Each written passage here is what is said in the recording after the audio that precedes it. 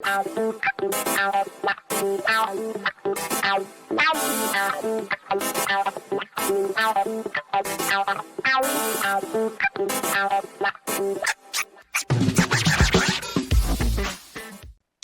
time for the Rick Smith Show. Now, here is the voice of the working class, Rick Smith. Some trade deficit numbers. Trouble. Evidently, our trade deficit in August up to $73.3 billion. That's a 1.4% increase above July of 70.3. And we're back on track. Record deficits. Yay! Evidently, the pandemic is changing. And our appetite for foreign-made goods, rising. And this again brings me back to what Joe Biden was talking about today. We're losing our competitive advantage. We're losing our edge, and we've got to reshore manufacturing. We've got to build the things of the future that we need, and we need to do it. Well, we need to do it right here. And here to share some thoughts on maybe how we get to do some of that, I've asked our good friend Scott Paul. He's the president of the Alliance for American Manufacturing, to come share some thoughts on, what the president had to say today and what the trade advisor had to say on Monday. Scott, thanks for taking time for us. Hey, Rick, it is good to be with you, even though there was bad news about the trade deficit, of course. Yeah, I mean, this is another one of those moments where you go, Houston, we got a problem. Yeah. Here's what I struggle with is that, the lesson of the pandemic was that being overly reliant on imports is a stupid strategy from a public health perspective, from a national security perspective, from an economic perspective. And there were all these earnest efforts, from political figures and from the business community say, we're going to get this right. We're never going to, be put in this situation again. Yet here we are 18 months later, and the situation is that the trade deficit is growing. And just in case your listeners don't know what that is, that's the difference between the volume of exports that we're sending out of the United States to other countries and the volume of imports that we're taking in from other countries, mostly China. And we've been running trade deficits for a very long time, but there can be a strategy to bring that down. It starts with reshoring some of that manufacturing, what Joe Biden has been talking about. And it also has to do with a trade policy that places a price on things that currently priced, like the pollution that occurs in these overseas factories when they're making all this cheap disposable stuff that people love to buy here. We don't have to pay any of the direct cost for the pollution that's being created. We will down the road, Rick, but that's not reflected in the price of the good. It should be. Or if they're made with exploited labor or under other sorts of conditions. And so what does this mean at the end of the day? Because people do like to get cheap stuff. It's like, from a consumer perspective, just take a minute to think about your purchase. And why not buy something more durable that's going to last for 10 years, even if it's going to cost you 10% more at the, when you're purchasing it. And from a societal perspective, think about the cost when we lose these factory jobs. I am sure there is not a person out there who hasn't lived in a community or known someone who has lost their job in manufacturing, who has seen what happens to a community. It is hard for that community to recover. And it may get jobs back, it may bring the unemployment rate down, but those are not going to be well-paying, family-supporting jobs, and it spirals that community or the neighborhood into poverty or near poverty conditions for a lot of folks, and it takes a generation or two to recover from that. And so this stuff is easy to lose. It's hard to get back. We can get it back. We've seen great examples recently where companies have said, hey, we're going to build a battery factory, or like Ford, create 10,000 jobs. But we got to do more of that. We have to make it intentional. And hopefully that's yet another signal that we need to change the way that we're doing things. No, I'm right there with you. But when you said, people like cheap goods, I'm going, well, I don't. I want good goods. I want something that's going to last. Cheap is relative. If I buy it and it breaks and I got to go buy another one, it wasn't cheap. So for me, I want quality goods, and this is where I come back to American made stuff. I'd put up against anything in the world, especially the cheap junk we're getting from China, which I got to be honest is the quality is just not there. It's never going to be there. Because they use the cheapest Yeah. possible things into it. So for me, it's like how do we get here? Because I've said this before. I would love to every shelf have a Chinese option and an American option. I will pick the American made product every single time. The problem is those options don't exist, Scott. Yeah, there's not as many of them. Well, I'm glad you mentioned that because the trade ambassador, as you mentioned, Catherine Tai is her name. She is great. She's fantastic. She's really, really bright. She listens to the concerns of working people. She gave a speech on Monday that outlined the administration's China trade policy for the first time. And this is something that a lot of people wait for. And Rick, to your specific point, she went back and she said, how did we get here? Here's how we got here. Basically, we gave the store away to China. There's this theory that if we traded more, we'd get more democracy, we'd get more consumers in China buying our stuff. Guess what? That hadn't happened, and we get peace too. Right, but let me And ask you: and, did you actually believe that when they told you that? I did not believe that. In fact, I still have a sign that I'll pull out the next time I'm on that says "No blank check for China," way back from 2001. But that was the prevailing wisdom. That was the mainstream wisdom. A lot of national Democrats thought that at the time and were willing to give that theory a chance. Obviously, 20 years later, that's turned out to be bunk. It has not worked, and now we're stuck with a policy that is really dug in. And for people saying, "Well, we want change now," look, it's going to be hard. There is no easy way to untangle this. If there were an easy way to untangle it, it would have been done a long time ago. Trump couldn't do it. He tried to use a sledgehammer. That didn't work. And then he tried to make a deal with China. That didn't work. Obama tried to use diplomacy. Bush, hid his eyes from the problem.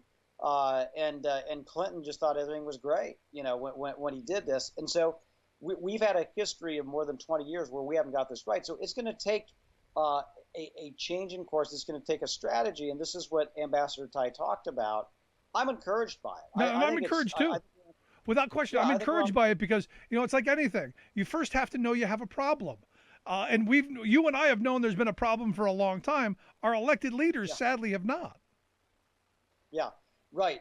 And that has changed. And I think that, one thing that we've said about Donald Trump, we both said this, that at least he understood there was a problem with trade policy.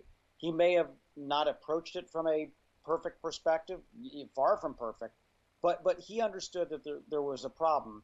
And Biden also understands that and has been educable on this and has put people in positions to do things about it who also get it. And he listens to people like Senator Sherrod Brown, who's gotten this for a long time, or the United Steelworkers Union, who's gotten this for a long time, or the Teamsters, who have gotten this for a long time. And so there's a different set of people sitting around the table than there normally are when these policies are being written. Normally, it's these investment bankers and lobbyists for big companies that are writing the trade policy. And so this is a more worker-centered policy.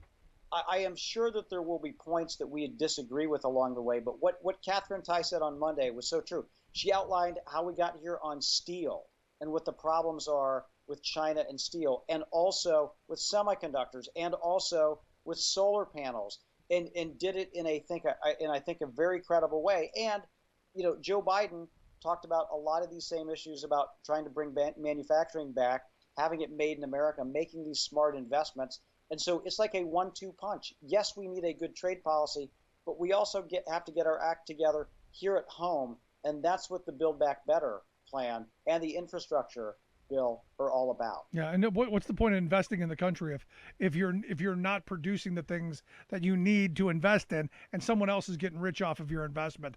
It seems silly to me. But one of the things I did find interesting is this idea of pushing domestic content. I've been saying for years, domestic production for domestic consumption. We should be producing what we need here at home. We have our own supply chains, that we're self-sufficient.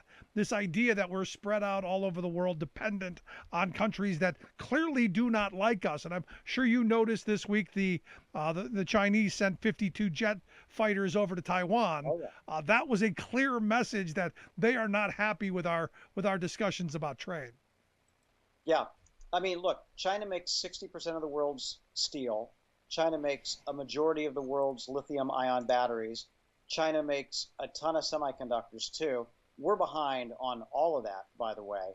And so it does make sense to untangle this. And to your point, Rick, you got to do that through policy. And one of the ways is procurement and domestic content. That is, when the government is purchasing something or is giving money to states and localities to do infrastructure, those materials should be made in America. So when we're laying out broadband for communities, that fiber optic cable should be made in America. When we're building new bridges, that structural steel should be made in America. When we're erecting new wind towers and putting in new solar panel installations, those should also be made in America. And there's a couple of ways to do that. One is the direct government purchases, and Biden has an executive order on that, on what's called Buy American. That's well underway. The other is this highway funding, the infrastructure funding. There's 60 pages of new domestic content rules that would strengthen, modernize these requirements if we get that bipartisan bill passed, along with the Build Back Better plan. And then as part of Build Back Better and some of these other proposals, and I think this is what encourages me, is that the clean energy economy that we want to build, there will also be tax incentives to have that made in America as well. Yeah. So that there's more of an incentive to do the investment if the materials for the wind turbines, for the solar panels are made in America.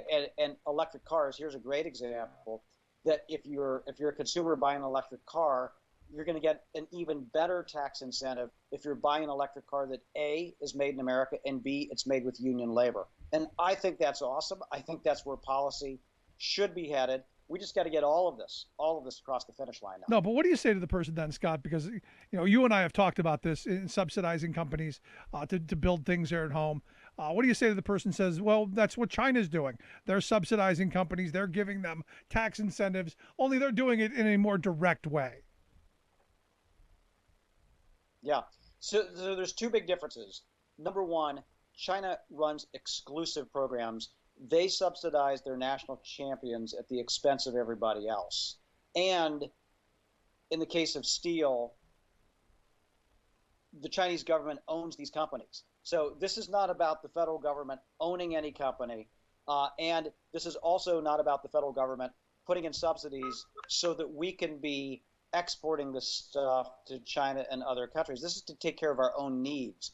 China has what we call excess capacity, and they use these subsidies so that the Chinese producers can ship their excess steel abroad. They can ship their excess solar panels abroad.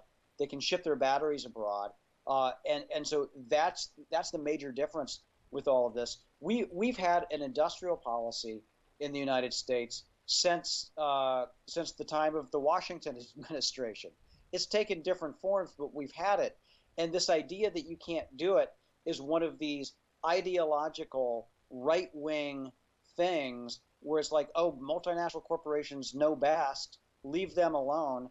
Well, that has brought us shortages, supply chain disruptions, and a total reliance on China for key materials and products. It was a dumb strategy from an economic perspective, from a national security perspective, from a public health perspective, and from a clean energy future perspective. And I'm glad the Biden administration recognized this. I'm glad a lot of Democrats in the Congress recognize this. And I'm glad even some Republicans in the Congress recognize this as well. No, it's something we most certainly need. And look, we need to protect our steel industry.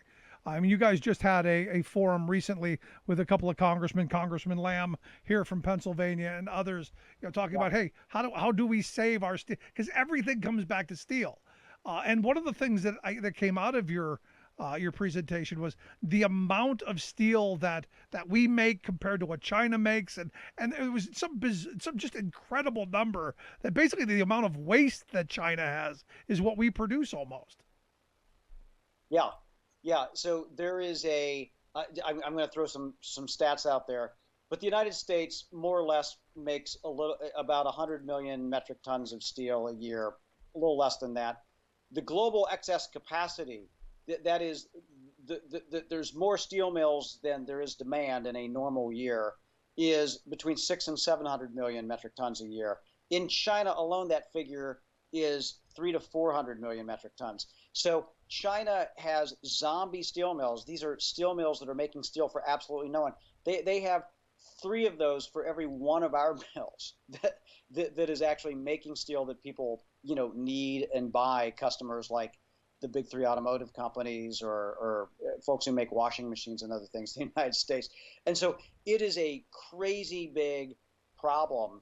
And that's why we have tariffs on imported steel, and not only steel from China, but also steel from Europe, because what happens in China has impacted the way that the Europeans run their steel business, the way other countries, other continents run their steel businesses as well. And this all has an impact on the United States because we have the most open market in the world. And so that's why we have the tariffs. That's why we have to have these difficult conversations with our allies to say, look, we need a steel industry. Some of these companies have been on the brink for a very long time. You got to cut us a break here. We do not want to be dependent on China. And at the end of the day, that's not good for you either. So they're going to work out a solution here. But that's why we have steel tariffs on. It's not because of some, just some Trump fantasy or what have you. This has been a problem for a long time. And this Biden administration recognizes it to be a problem as well. No, it's something we absolutely have to address. And as we talk about this all the time, if you're going to have a functional country, if you're going to be a first world country, steel is like the most important thing, especially for national security purposes. So the fact that we're going to protect our steel industry, for me, is just it's a no-brainer. Yeah, absolutely. It is. I mean, it's in all the stuff that I mentioned: the Yep. electric vehicles, the solar panels, the wind turbines. Not only that, Rick, because of the way steel is made, there is carbon used in it, but American steelmakers are committed to decarbonize, and they're going to be far ahead of China. And so if you shut down an American steel mill and are depending on China for your steel, we're going to run backwards. No, you're on our right. And climate then goals. climate change gets worse and we're much worse off. But Scott, I appreciate the time. As always, incredible information. I'm glad you took some time for us. Look forward to having you get back again real soon. Thanks for having me on, Rick. All the best to you. Good stuff. Our good friend Scott Paul, president of the Alliance for American Manufacturing. Make sure you check out their website, americanmanufacturing.org. Quick break, right back. Stick around. Standing up, and the union gives a voice to win. On the Rick Smith Show.